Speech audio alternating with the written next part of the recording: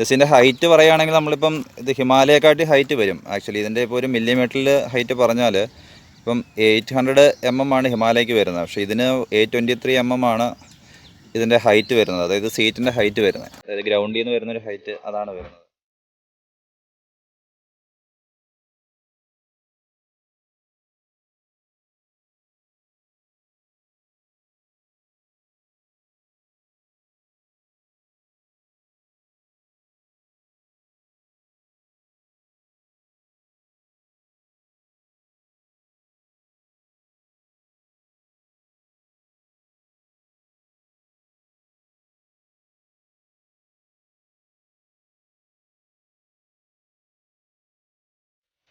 Hi friends, ബേസിക്സിൻ്റെ പുതിയ വീഡിയോയിലേക്ക് എല്ലാവർക്കും സ്വാഗതം.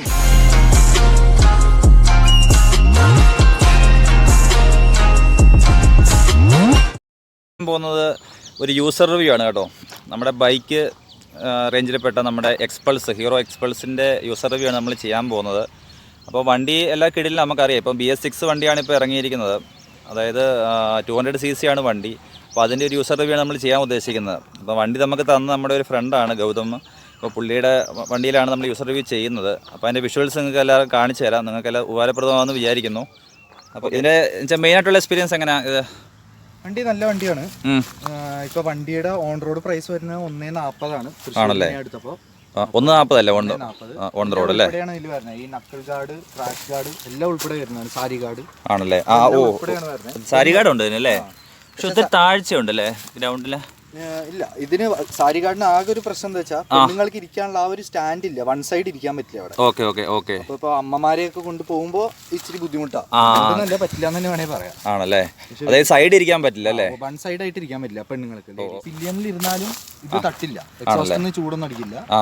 ഇതിപ്പോ അത്യാവശ്യം ഇപ്പൊ 80 കിലോമീറ്റർ ഓടിയിട്ട് ചൂടൊന്നുമില്ല അവിടെ. ഇവിടെ തൊട്ടാ ചെറിയ ചൂടുണ്ട്.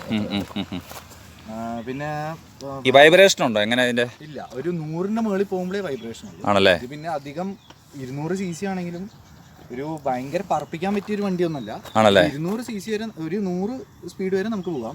അതെ, വൈബ്രേഷൻ ഒന്നും തോന്നില്ല അല്ലേ? ഒരു വൈബ്രേഷനും ഇല്ല. 100ന്റെ മുകളിൽ പോകുമ്പോൾ ഫുട് റെസ്റ്റിൽ ചെറുതായിട്ട് ഒരു വൈബ്രേഷൻ വരും, അത്രേ ഉള്ളൂ. ആണല്ലേ? 100ൽ വരുമ്പോ അല്ലേ? ചെറുതായിട്ട്, അത് നമ്മൾ അറിയൊന്നുമില്ല, ഒരു ചെറിയൊരു വൈബ്രേഷൻ വരുന്നുണ്ട്. ഓക്കെ, ആണല്ലേ? പിന്നെ ഇന്നത്തെ ഹീറ്റിന്റെ എങ്ങനെ നമ്മൾ കാലിലേക്ക് അടിച്ചു കയറുന്നത്? അങ്ങനെ ഇല്ല, വലിയ ചെറിയ ഒരു എഞ്ചിന്റെ ഒരു ചൂടടിക്കും.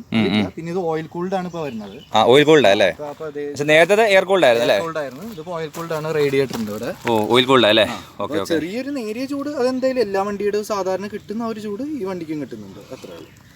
ഭയങ്കരമായിട്ട് വലിയ ഇപ്പൊ നമ്മള് സിറ്റിയിലൊക്കെ ഓടിക്കുമ്പോൾ ഭയങ്കരമായിട്ട് കാല് പൊള്ളുന്ന രീതിയിലല്ലേ, ഭയങ്കര ഹീറ്റ് അടിക്കൊന്നുമില്ല. ആണല്ലേ? പ്രശ്നമില്ലല്ലേ? പിന്നെ നല്ല ടോർക്കിയാണ് വണ്ടി. ഫസ്റ്റും സെക്കൻഡും നല്ല ടോർക്കാണ് വണ്ടിക്ക്. ആണല്ലേ? നല്ലോണം പെട്ടെന്ന് ബസ് സർവീസ്. പിന്നെ 3000 ബസ് സർവീസ്. സർവീസ് കോസ്റ്റ് ഒക്കെ ഭയങ്കര കുറവാണ്, 500 രൂപയ്ക്കുള്ളൂ. ആണല്ലേ? എഞ്ചിൻ ടോപ്പ് പിന്നെ ഓയിലൊക്കെ അവർ തന്നെ ചേഞ്ച് ചെയ്ത് തരും അല്ലേ? ഓയിൽ അവർ ചേഞ്ച് ചെയ്ത് ലൂബിയും ചെയിൻ ലൂബിയും എല്ലാം ഉണ്ട്. 500 രൂപയുള്ളൂ. മെയിൻ്റനൻസ് ഭയങ്കര കുറവാണ് ഇതിന്. ആണല്ലേ? ഹീറോന്റെ വണ്ടി ആയതുകൊണ്ട് തന്നെ ഇത് ക്വാളിറ്റി ഉണ്ട്. മെറ്റൽ ഇതാണ് ടാങ്ക് എല്ലാം. ടാങ്ക് കപ്പാസിറ്റി 13 ലിറ്റർ ഉണ്ട്. 13 ലിറ്റർ അല്ലേ? മൈലേജ് ഞാൻ നോക്കിയപ്പോൾ ടെസ്റ്റ് ചെയ്തപ്പോൾ എനിക്ക് ഒരു 49-50 അടുത്ത് കിട്ടുന്നുണ്ടല്ലേ? ഇത് കമ്പനി എത്ര പറയുന്നത്? കമ്പനി ഒരു 50 പറയുന്നത്. ആണല്ലേ? അവർ ഏകദേശം അവർ പറയണതിന്റെ അടുത്ത് തന്നെ കിട്ടുന്നുണ്ടല്ലേ? മൈലേജ് നല്ലോണം ഉണ്ട്. ഓക്കെ. ഓഫ് റോഡ് വണ്ടിയാണ്. പിന്നെ നമ്മളിപ്പോ സിറ്റിയിൽ ഇപ്പൊ എല്ലാവരും 100-120 വെച്ച് പിടിച്ച് അങ്ങനെ ഹൈവേയിലൊക്കെ പോകണം എന്നുള്ളൊരു ടീമാണെങ്കിൽ ഇത് അവർക്ക് പറ്റിയ വണ്ടി ആയിരിക്കില്ല. ആണല്ലേ? 120 ഒക്കെ പോകും. മാക്സിമം ഇതിന്റെ ടോപ്പ് സ്പീഡ് വരുന്നത് 124 ആണ്. 124 ഉണ്ടല്ലേ? പക്ഷെ എന്നാലും നമ്മൾ ടോപ്പ് സ്പീഡ് ആകുമ്പോൾ RPM റെഡ് ലൈൻ ആവും.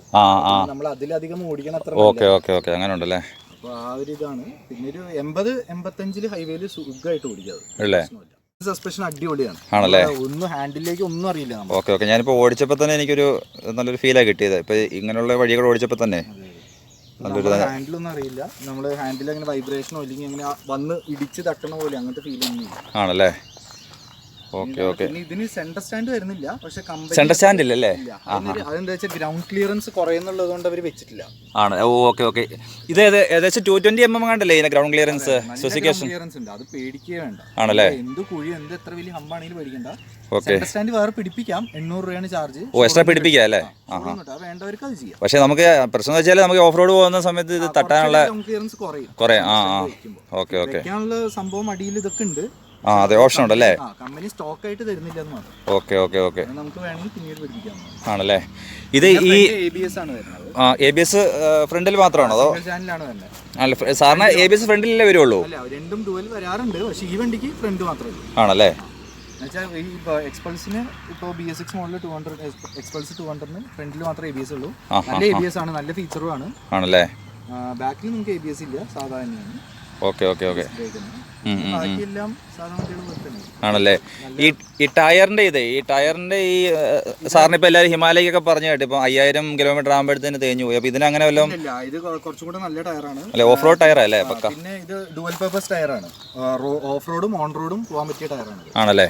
പിന്നെ ഇത് ട്യൂബ്ലെസ് അല്ല, ട്യൂബ് ഉണ്ട്, സ്പോക്ക് വീലാണ്. അപ്പോൾ ആ ഒരു ട്യൂബ്ലെസ് അല്ല, അതെന്തായാലും ചിലവര് ട്യൂബ്ലെസ് ആണ് വിചാരിച്ചെടുക്കുന്നത്. ട്യൂബ്ലെസ് അല്ലേ? ട്യൂബ്ലെസ് അല്ല, അത് ട്യൂബ് ടയറാണ്. ട്യൂബ് ടയറാ അല്ല? 2 ടയറുകൾ അല്ലേ?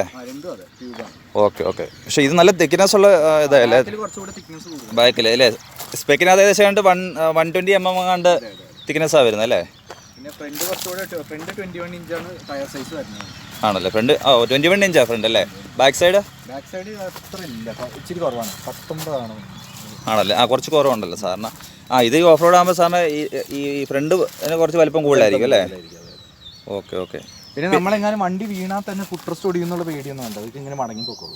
അങ്ങനെ മടങ്ങി പോകും അല്ലേ? അതൊക്കെ സ്പ്രിങ് പോലെയാണ് സാധനം. അപ്പൊ നമ്മളെങ്ങാനും ഇപ്പൊ ഓഫ് റോഡ് പോകുമ്പോൾ എന്തായാലും വണ്ടി കയ്യിൽ നിന്ന് വീഴും, പരിചയമില്ലാത്തവരൊക്കെ ആണെങ്കിൽ എന്തായാലും വീഴും. അപ്പൊ പിന്നെ നമ്മള് താഴെ സോഫ്റ്റ് ആക്ഷൻ അല്ലേ? അപ്പൊ മിക്കവരുടെ വണ്ടികളും താഴെ വീണ് കഴിഞ്ഞാൽ ഫുഡ് റെസ്റ്റ് അപ്പൊ തന്നെ ഒടിഞ്ഞു പോകും. ഓക്കെ. സ്പ്രിങ് ആക്ഷൻ ഇങ്ങനെ തട്ടി നിന്നോളും. അതിനുവേണ്ടി തന്നെ അവര് ചെയ്തിരിക്കുക അല്ലേ? ആ സ്പ്രിങ് ആക്ഷൻ ശരിക്കും അല്ലേ? ആ ഒരു സ്പ്രിങ് ഒക്കെ ഉണ്ടല്ലോ അതിനകത്ത്. അപ്പുറത്തും ഉണ്ട് ഇപ്പുറത്തും ഉണ്ട്. ആണല്ലേ? 2 സൈഡിലും അതേപോലെ ഉണ്ട്.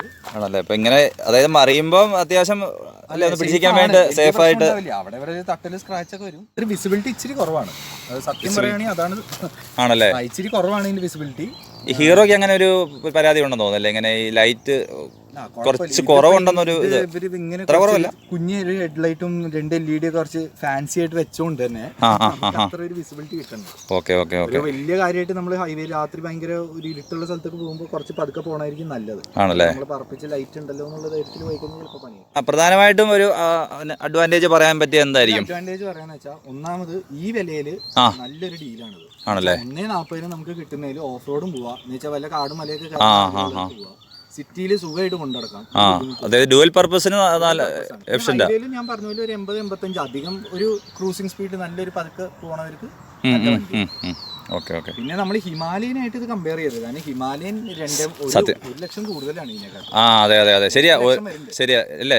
2.5 അല്ലേ? പിന്നെ അതും കൂടാണ്ട് അതിന് CC കൂടുതലാണ്, 400 CC ആണ് അതിന് എഞ്ചിൻ തന്നെ, 200 CC ഉള്ളൂ. ഓക്കെ. ഇപ്പൊ ഏകദേശം ഇപ്പൊ എല്ലാരും ഒരു സാധാരണക്കാരന് പറ്റിയ ഒരു വണ്ടിയും ഇല്ല ഇങ്ങനെയുള്ള ഈ അതെ ലുക്കിൽ എന്തായാലും നല്ലൊരു ലുക്ക് എനിക്ക് ഫീൽ ചെയ്തത്.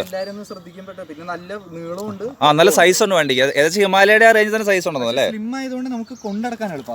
അതെ ചെറിയ വഴി കൂടെ കയറി പോവാം, സിറ്റി റൈഡിലും അങ്ങനെ ഒരു ഗുണമുണ്ട് അല്ലേ? പിന്നെ വെയിറ്റ് കുറവാ, 150 കിലോ ഉള്ളൂ, 152 എന്നുള്ളത്. 150 കിലോ അല്ലേ? 200 കിലോ ആണ് വരുന്നത്. ഈ ഹിമാലയ 200 കിലോ അല്ലേ? താഴെ വീണാൽ പൊക്കാൻ നമുക്ക് പറ്റൂല ഹിമാലയ. ശരി, അത് കുറെ ഇങ്ങനെ പറഞ്ഞു കേട്ടിട്ടുണ്ട്, ഈ ഭയങ്കര വെയിറ്റ് ആയി പറഞ്ഞേ പൊക്കാന് പ്രയാസം വീണ് കഴിഞ്ഞാലോ. പിന്നെ ഈ ക്ലസ്റ്ററിന്റെ കാര്യങ്ങൾ എന്താ കൂടുതലായിട്ടുള്ള? നമുക്ക് ഇപ്പൊ ഇവിടെ ടാക്കോമീറ്റർ വരുന്നുണ്ട്, ഓഡോമീറ്റർ വരുന്നുണ്ട്, ഇവിടെ ടൈം വരുന്നുണ്ട്, പിന്നെ ഫ്യൂവൽ ഇവിടെ. ഓക്കെ. പിന്നെ അത് കഴിഞ്ഞ് ഇവിടെ ഇപ്പോൾ നമുക്ക് ഇവിടെ ഇപ്പോൾ നമ്മൾ നോക്കുകയാണെങ്കിൽ ആദ്യം trip metre 1, trip metre 2. Okay. പിന്നെ നമുക്ക് ബ്ലൂടൂത്ത് പെയർ ചെയ്യാം, ആരെയും വിളിക്കുകയാണെങ്കിൽ നമുക്ക് ഇത് കാണിക്കും. ബ്ലൂടൂത്ത് പെയർ ചെയ്യാം അല്ലേ? പെയർ ചെയ്ത് നമ്മുടെ ഹീറോന്റെ അതൊന്ന് നമ്മൾ പെയർ ചെയ്ത് കഴിഞ്ഞാൽ പിന്നെ നമുക്ക് ഇതിൽ കോളിങ് വരുന്നുണ്ടെങ്കിൽ അവരുടെ പേര് എഴുതി കാണിക്കും. ആ ഒരു ഫീച്ചർ ഉണ്ട്. പിന്നെ ഇത് ഈക്കോ എന്ന് പറഞ്ഞിട്ട് നമ്മൾ കറക്റ്റ് ഒന്ന് ഫ്യൂൽ എഫിഷ്യൻസിക്ക് വേണ്ടി ഗിയർ ഷിഫ്റ്റ് ചെയ്യണതിന് ആണല്ലേ? ഇത്രയാണ് നമുക്ക് ക്ലസ്റ്റർ അല്ല, എല്ലാം ഒരുമാതിരി അല്ലാണ്ട്. പിന്നെ സൈഡ് സ്റ്റാൻഡ് ഇൻഡിക്കേറ്റർ ഉണ്ട്, ABS ഇതുണ്ട്. ഈ നമ്മുടെ ഈ ഹാൻഡിലിന്റെ ഈ സാധനം എക്സ്ട്രാ വരുന്നത് അല്ലേ? ഇത് നമ്മുടെ കൂടെ വണ്ടിയുടെ കൂടെ തന്നെ. മെയിൻ പർപ്പസ് എന്താ അത് അങ്ങനെ വരുന്നത്? അത് നമുക്ക് നക്കിൾ ഗാർഡാണ്, എന്ന് വെച്ച് കഴിഞ്ഞാൽ നമ്മുടെ കയ്യിൽ നിന്ന് എങ്ങാനും തട്ടി മുറിയാണ്ടിരിക്കാൻ വേണ്ടിയിട്ട് വീഴുന്ന സമയത്ത് അല്ലേ? വീഴുന്ന സമയത്ത് അങ്ങനെ അതിനൊരു പ്രൊട്ടക്ഷന് വേണ്ടി തന്നതാണ്. നമുക്ക് ഇതായിട്ടൊരു ബന്ധമൊന്നുമില്ല, എന്ന് വെച്ചാൽ നമ്മുടെ ഇവിടെ തട്ടുന്നു അങ്ങനത്തെ ഒരു പ്രശ്നം. നമ്മൾ വീഴുമ്പോഴുള്ളൊരു പ്രൊട്ടക്ഷൻ അല്ലേ? പ്രൊട്ടക്ഷനാണ് അത്. ഈ ഓഫ് റോഡ് വണ്ടികൾക്ക് വരുന്നതാണ്. നമ്മൾ ഗ്ലൗസ് ഒക്കെ ഇട്ട്. ഞാൻ ഡൂക്കിലൊക്കെയാണ് ആദ്യം കണ്ടത് ഈ സാധനം അല്ലേ? അത് കഴിഞ്ഞിട്ട് പിന്നെ ഇപ്പോൾ എല്ലാ വണ്ടിക്കും എല്ലാത്തിലും വന്നിട്ടുണ്ടെന്ന് തോന്നുന്നു. ഓക്കെ. ഇതിന്റെ ഡിസഡ്വാൻറ്റേജ് പറഞ്ഞാൽ എന്തായിരിക്കും പറയാനുള്ളത്? ഡിസഡ്വാൻറ്റേജ് പറഞ്ഞാന്ന് വെച്ച് കഴിഞ്ഞാൽ ഒന്ന് സീറ്റ് കംഫർട്ടബിൾ അല്ല, ഇതൊന്ന് മാറേണ്ടി വരും. ഓക്കെ, സീറ്റ് വളരെ നാരോ അല്ലേ? നാരോ ആണ്. ഇവിടെ ഇച്ചിരി വണ്ണം ഇല്ലാത്തതുകൊണ്ട് നമുക്ക് കുറേ നേരം ഓടിക്കുമ്പോഴേക്കും നമുക്കൊന്ന് വേദന എടുക്കാൻ തുടങ്ങും. ഓക്കെ ഓക്കെ, നമ്നെസ് ഫീൽ ചെയ്യും. ആണല്ലേ? അപ്പൊ എന്താ ചെയ്യാൻ പറ്റിയ എന്തായിരിക്കും? സീറ്റ് മാറുക മാറാന്ന് പറഞ്ഞ സീറ്റ് കവർ ഇട്ടാ ശരിയാവോ? കുഷൻ ഇടാം. കുഷൻ ഇട്ടാ ശരിയാവും. ഇതൊന്ന് ഊരിയിട്ട് കുഷനിട്ട് വേറൊരു സീറ്റ് കവർ വെച്ചാൽ 350-400 രൂപയുടെ ചിലവേ ഉള്ളൂ. ആണല്ലേ? Okay okay. അപ്പോൾ പിന്നെ അതും കൂടെ വെച്ച് കഴിഞ്ഞാൽ പിന്നെ ഇവിടെ ഇതൊക്കെ എന്തിനാന്ന് വെച്ച് കഴിഞ്ഞാൽ നമ്മളിങ്ങനെ ബാഗ് വെക്കാൻ ഉറപ്പിന് വേണ്ടിയിട്ടാണ്. ഇതൊക്കെ കെട്ടി ഇങ്ങനെ ബാഗൊക്കെ വെക്കാൻ. Okay okay. ഗ്രിപ്പിന് വേണ്ടി ഈ ബാഗിൽ ഇത് കൊടുത്തേക്കുന്നല്ലേ? അല്ലേ? അതേപോലെ ആ ഗ്രിപ്പിന് ചെയ്തേക്കുന്നത്. പോകുമ്പോൾ എഞ്ചിന് തട്ടാണ്ട് എഞ്ചിൻ ഗാർഡ് ഉണ്ടല്ലേ? ഇത് നല്ല സ്ട്രോങ്ങസ്റ്റ് ആണല്ലോ അല്ലേ? നല്ല മെറ്റൽഡ് ആണ്. നല്ല എഞ്ചിൻ ഗാർഡ്, നല്ല തിക്നെസ് ഉണ്ടല്ലേ? ഒരു 4 mm തിക്നെസ് ഉള്ള പ്ലേറ്റ് ആട്ടോ. ശരിയാ, ഇതിനിപ്പം മെയിൻ ആവശ്യം വരും കല്ല് തട്ടുന്ന പ്രശ്നം. അതേപോലെ ഇവിടെ ഹോൺ ഗാർഡ് വെച്ചിട്ടുണ്ട്.